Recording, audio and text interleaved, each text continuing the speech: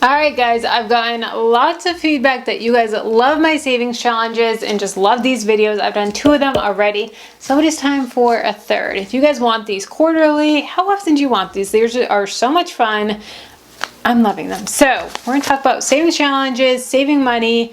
I'm going to give you some different ones. I'll be honest, these are a little difficult sometimes because there's only so many different ways that you can save. So there's the $5 challenge and 52-week challenge and all these different ones. And it's like, okay, well, how else can we do it? So I got pretty creative with this one. I got a little outside the comfort zone. Some of these may stretch you a little bit, but guys, I think that's really good. You know, we get into these habits, we get into these just same mindsets, and we need to be stretched outside our comfort zone to really make, you know, an extra effort to get us to the next level. Where if we're gazelle intense and hitting our savings goals or hitting our debt payoff goals or whatever it may be, then you need something that's going to stretch you. You need something that's outside your comfort zone. So you may not like me by the end of this video, but I promise you I'm trying to help you all out. I'm trying to stretch you outside your comfort zone. So let's get into these savings challenges.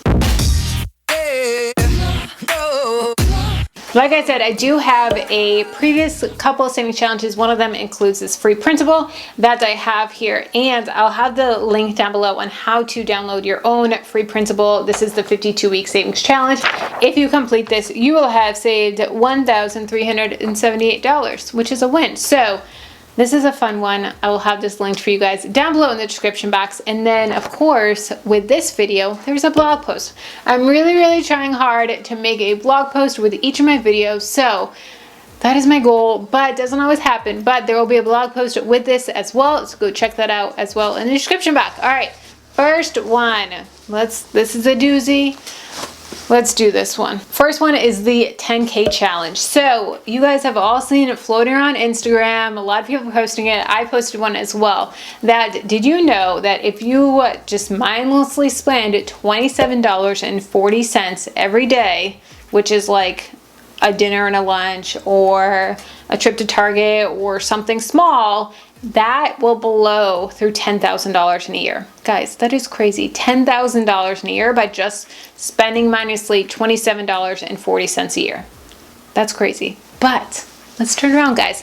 So if you also save $27.40 in a year, you will have $10,000 saved in a year. So if you had asked me like 3 to 5 years ago when I really started this YouTube channel and started documenting my journey and started paying off debt really aggressively, if I could save $10,000 in a year, or if I could put $10,000 towards my debt in a year, I would have laughed at you. There's no way I ever thought that I would be able to do that. Like, not on my salary. I was making $30,000 a year, $35,000 a year at that time. There's no way I would have been able to do that. But guys, $27, that just goes out the window like it's nothing. So it's possible. $27.40 a day. You can do it. You can do it. So $10,000 a year. I challenge you. That would be amazing. So if you want to put $10,000 towards savings, $10,000 towards your debt, split it up 50-50, whatever you want to do. But $27.40 a day.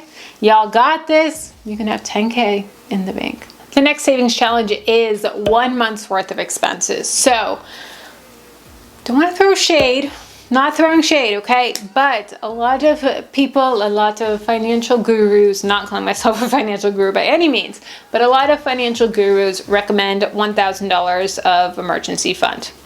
I do not.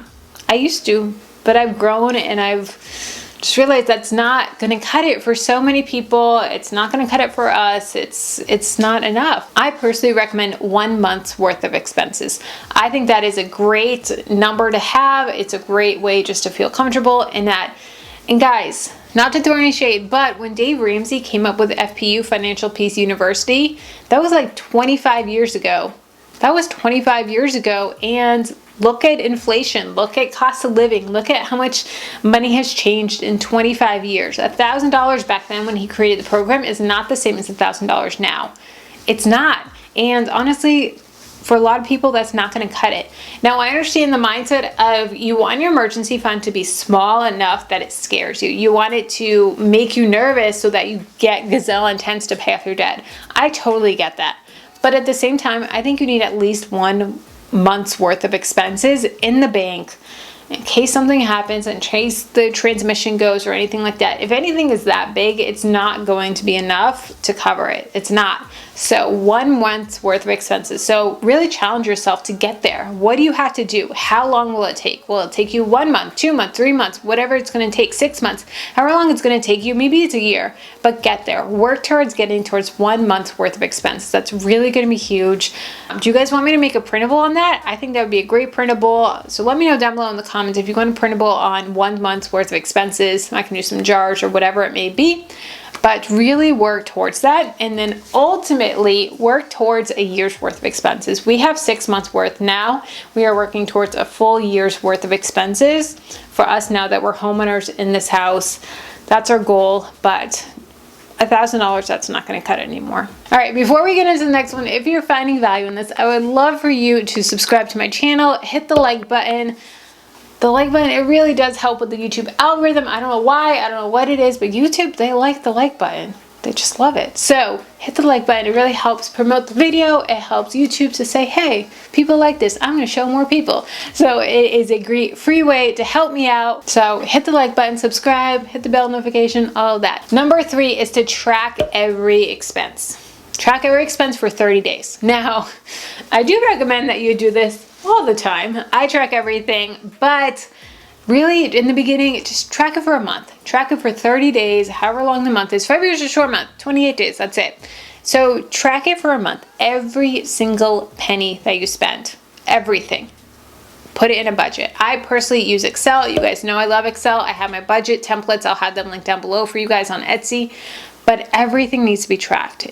When you do this, a couple things are going to happen. First, it's going to be eye-opening. You're going to see where you're spending money. You're going to see where you're overspending. You're going to see different places that you may be able to cut back in the future. You're going to see all of that. It's going to be very eye-opening. It's going to be like embarrassing. I was talking to one of my coaching clients this morning and she said, Kelly, I've been tracking everything. I've been so good at tracking, but you're going to yell at me. And I said, it's okay. It's okay. It's the beginning. But it's very eye-opening. You know, when you're having to write it down, when you're having to put in your budget, it's like, oh crap, did I really do that? I just spent $150 at Target when I went in for 2 things, and it's gonna be eye-opening. So that's the first thing. The second thing is you can make progress throughout the month. You can really see what you're doing. So say you have a $400 grocery budget for your family. If you're waiting to the end of the month to track all of your expenses, then that you could already be at $550 and you have no clue because you've just been spending and swiping. Now, if you are tracking every other day, every couple days, you can see halfway through the month, you're at $300 and you're like, oh crap, we're going to eat from the pantry. We're going to eat from the freezer. We're going to do all this stuff because we have $100 for the next 2 weeks. We are going to like zone in and pantry challenge. So you're able to see halfway through the month or, you know, a quarter of the way through the month, after the first week, if you're way overspending, you can kind of rein it in and see what you need to do differently to make sure you hit your goal at the end of the month. Because at the end of the month, that's the budget. But if you wait until the end, it could be too late. And then third, if you are in your budget every other day, every couple days, like 5 days max, like in between going into your budget, it's only going to take you 5 or 10 minutes. I log into our account. I don't use cash anymore. I used to use cash. Now I don't. Now I just log into our account and I just track everything. I log it into the budget. It takes me 5 minutes. It's super quick. If you wait to the end of the month, like I said before, it's going to take you an hour. You're going to hate it. You're going to be cursing my name. You're going to be like, Kelly from Freedom in a Budget, she sucks. I'm pulling my hair out. This is just terrible. But if you're in every couple days, it's going to be super quick, super easy. Not hard. Just do it with a cup of coffee, do it at your dinner, whatever it may be. It's going to be mindless. It's going to be easy. So log every single stinking expense. My budget, the way that I have it broken down is you can see all of the transactions. So it's super easy that I have them all broken up. The grocery budget, you have them all individualized and then it feeds up to the top. You guys have seen my report card videos or my how to budget for $5,000 a month or $4,000, whatever it may be. You're eating out, it feeds up to the top. You just input them and then it feeds up. It's so easy.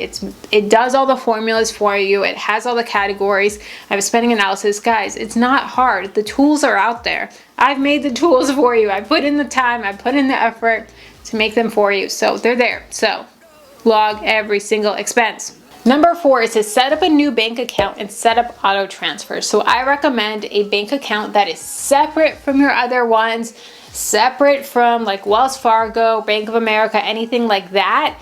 Do an online one that has some distance so that it's not easy to just pull out money whenever you want. So set up one like CIT Bank. That's a great online account that has a super high savings rate and high yield savings money that they give you. Guys, the interest on CIT right now is top. It is amazing what they're giving in their interest, which they can do on online banks that they can't do at the normal retail ones like Bank of America, because they have so much more overhead and paying for all these people in the building and all that stuff. So online banks give you that really high yield savings. So I'll have a link for them down below. They're amazing.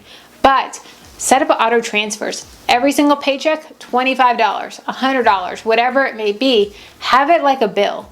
Have it set out so that you can just go and not have to worry about it, so that it just comes out and it's like a bill. It's just something you have to do. There's no choice. Just like you have to pay your electric bill, you have to save. You have to make yourself a priority. You have to make savings a priority. Just like Warren Buffett says, do not save what is left after spending. Instead, spend what is left after saving. Guys, that is amazing. Don't save what's left after spending. Spend what's left after saving. Saving needs to be number one priority, and investing and dealing with all of that. So guys, save. Set up an auto transfer in a separate bank account that you're not already using, that you're not have all of your bills coming out of or anything like that. Separate. I want distance. Make sure it's distant. Number 5 is to analyze all of your accounts. Now, this one may be one that you have been procrastinating. I know that I have procrastinated so many times in years past of shopping around for car insurance, calling companies like my cable or company or my internet company to get lower rates. That task is just not fun. It just sucks, but it's something that you can really save a lot of money on. This isn't like a call Geico in 15 minutes, you can save hundreds. But really, guys, there's so many amazing services, and now you don't even have to call these companies, and you don't have to write down 6 different car insurance companies and call each one, and these are my limits, this is what I want, this is the coverage I need. No, they now have sites that will go and do it all for you. There's sites like Gabi. Gabi is an incredible company that will go and shop around for all of the different insurances for you. It'll go and just compare everything and just give it to you a nice pretty package and say, here's how you save $200. It's amazing. Then there's ones like Billshark, and Billshark will go and negotiate your rates for you and go and really dig in. There's Bloom. I did a video on Bloom where they go and they look at your fees, look at, are you too high in stocks or bonds for your 401k, your 403b, your Roth IRA, all of those. There's so many amazing services now that will go and do it all for you. It's incredible. So I'll have all those links down below, but just take a little bit of time and really just go through, dig through it. It's going to take you like 15 minutes, which not long at all. But go through, negotiate some of these rates, get lower bills, because then when you have lower bills, you can put more towards savings, you can put more towards debt, whatever it may be, and it's really going to save you a lot of money. So don't procrastinate any longer. Go check out the description. All the links will be down there. It is going to be a game changer. Guys, a game changer. Y'all got this. Next, we're going to talk about 8 ways to improve your finances. I'm going to give you some really great tips that are practical, easy to do. So 8 ways to improve your finances. I'll see you in that video.